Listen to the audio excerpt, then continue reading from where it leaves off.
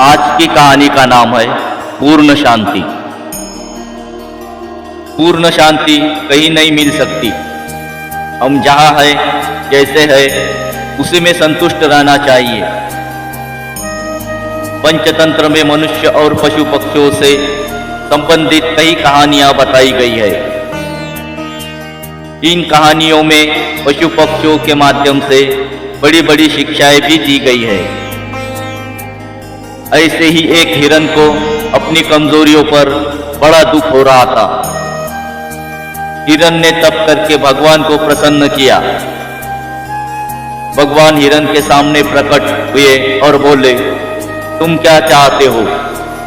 हिरन ने कहा, मैं ताकतवर बनना चाहता हूं। भगवान ने कहा, किसकी तरह? हिरन बोला, भेड़िए की तरह बना दो।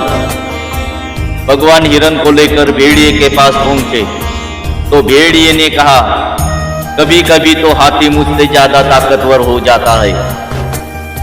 इसके बाद हिरन हाथी के पास पहुंचा और पूरी बात बताते हुए कहा, अगर मैं तुम्हारी तरह ताकतवर बन जाऊं तो कैसा रहेगा?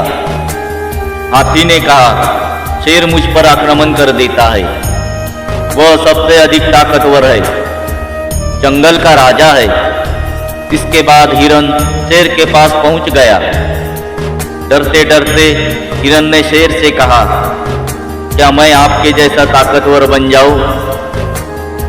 भगवान मेरे साथ है और पूछ रहे हैं कि मुझे किसके जैसा शक्तिशाली बनना है।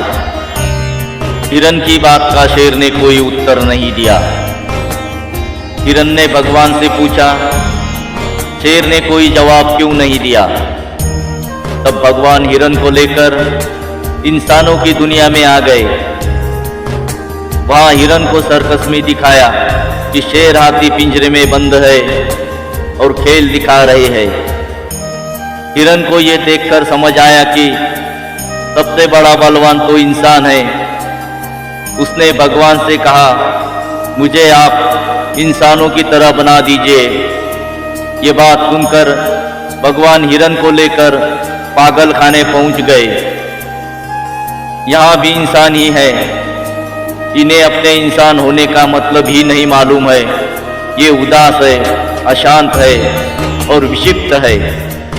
इस संसार में पूर्ण शांति किसी को भी नहीं मिलती है। अपने से ऊपर देखोगे तो बेचैन हो जाओगे, अपने से नीचे देखोगे तो समझ जाओगे कि जो जहाँ है वो वही श्रेष्ठ होता है। इसलिए नकल करना बंद करो।